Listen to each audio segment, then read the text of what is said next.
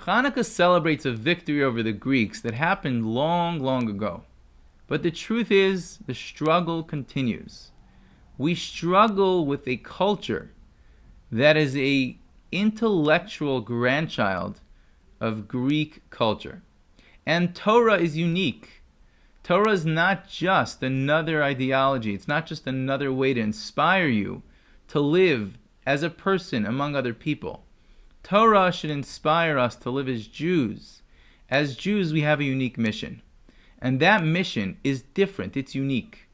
Let's try and understand 3 key points about Greek ideology, and hopefully we'll get a little bit of a sense of their relevance today, and let's understand the Torah's counterpoints.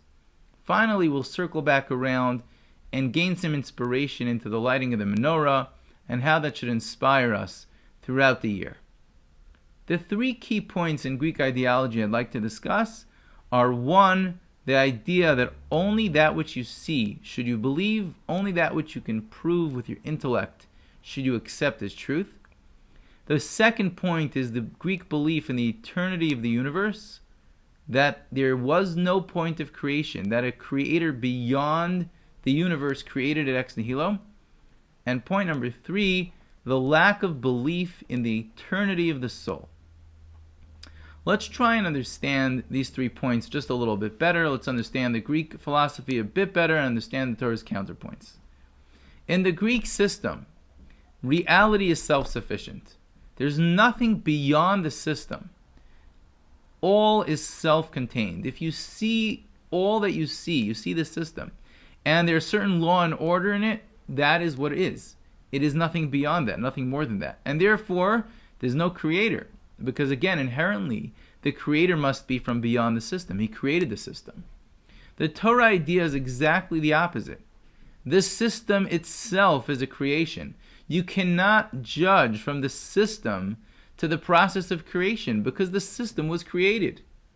You can't use the system to create when the system itself did not exist prior to the point of creation. So in that sense, Torah is completely at odds with both the Greek ideology in the eternity of the universe as well as the Greek ideology that whatever you don't see, you should not accept. To the contrary, the root, the source of reality is something beyond law and order. It's beyond the system that you as a human being can understand, because that source, God, created the system. It created the law and order. It created the structure that you as a human being are able to access or able to understand. And so in that sense, the Torah and Greek ideology are completely at odds with each other. In a certain sense, the Greeks were just continuing the ideas of the early idolaters. Idolatry believes that yes, there's a source, there's a God who created heaven and earth, but that's not where we look. That's not where we serve. We look to the spiritual beings directly above us, where we believe we receive our sustenance. And the idolaters sought to control those beings through their service, and in that sense they felt that they were self-sufficient, that they controlled their destiny. The ultimate point, to be self-sufficient, to not have to rely on anything beyond yourself. In our view, in the Torah view, it's exactly the opposite. The whole point of reality is to connect back to the source, to connect back to Hashem. The whole point of needs is not to fill them yourself, but to turn to God in prayer and with faith, to see beyond the present, to see the source. At the source, everything is new, everything is fresh. That's the idea of faith in Torah. And finally, the third point, that the Greeks did not believe in the eternity of the soul. We believe that God created the soul. God created us, and He created us with eternity. And when we exercise our free will through the performance of Torah and mitzvos and so on, we earn more and more perfection to that eternal soul. But we start with the potential for eternity. Every person is born with a portion in the world to come, with a portion in eternity. We actualize, we develop, we perfect, we polish that gem. But the gem is there from the moment that we come into this world. We have incredible spirituality built into us. We simply need to actualize it. There's an incredible idea that the Sas Emes points out in the blessing we make when we light the menorah. We say, Baruch atah Hashem Elokeinu melech haolam asher kidshanu b'mitzvosav v'tzivanu lahadlik ner shel Chanukah. The Sfas Emes points out it could have said lahadlik ner b'Chanukah, to light a candle on Chanukah. Right? You could light a candle anytime. There's a commandment, there's a mitzvah to light the candle on Chanukah. Why do we say to light the candle of Chanukah? Sfas Emes explains that there's a candle on high, there's spiritual light that exists. It exists in the spiritual realms. It's our responsibility, our privilege to light it in my home, to light it in my heart, to light it in our world. That's our job, our privilege. The light exists. It's our job to bring it here. Again, the Greeks didn't see this light. The Greeks believed there's nothing from beyond that enters here. And that was the darkness that the sages talk about, that the Greeks brought to the world. When we light the Hanukkah menorah, we remind ourselves, no, the light exists here because God is the source of reality, and because the soul is a part of God on high. Spirituality, godliness exists right here. The question is, do I see it? Do I live it? Do I actualize it? Do I bring it into my home, into my heart?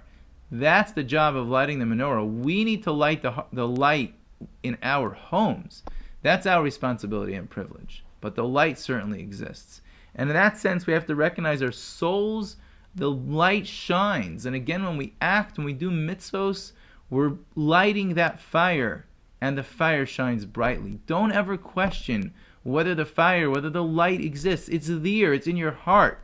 It simply needs to be actualized. You need to just strike the match. That's all we need to do. The Greeks didn't believe in the soul.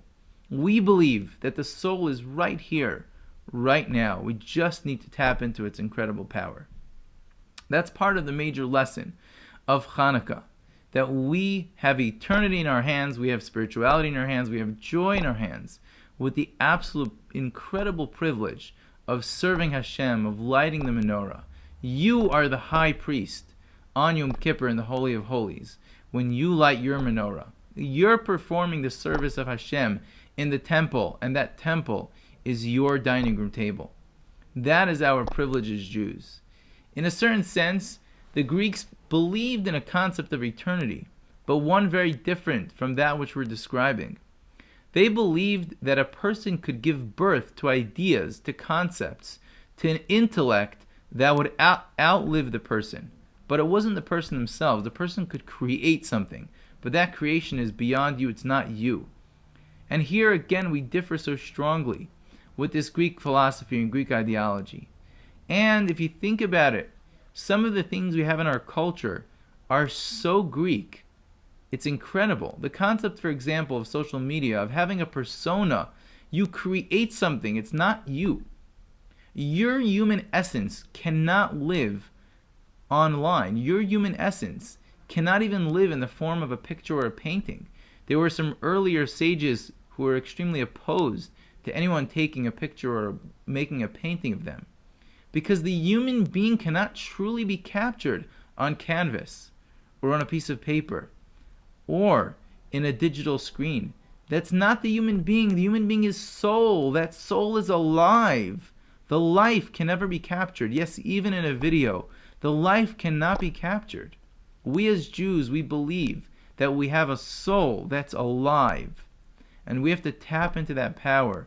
We have to live. And when we do that, and we tap into the power of Hanukkah, we can get stronger and stronger. On Hanukkah, the way we light 1 on the first night, 2 on the second night, and we go all the way up to 8. 8 is transcendent. 8 is beyond the 7 days of this reality, the 7 days of creation. It relates to the world to come. We are beyond. We come from beyond. We're sourced in Hashem Himself, and we return. We have eternity in the world to come, which is beyond this physical realm and this physical existence. That's our power. That's the power of the soul. Let's not forget. Let's not sink our energy in our lives into things that aren't truly, truly alive. We as Jews, we're alive. Let's live. Let's tap into the light of Hanukkah, and we'll be so much happier. We'll bring joy to the rest of the year, not just to this holiday itself. Will bring power to our lives throughout the year. Chanukah Sameach. Thank you for listening.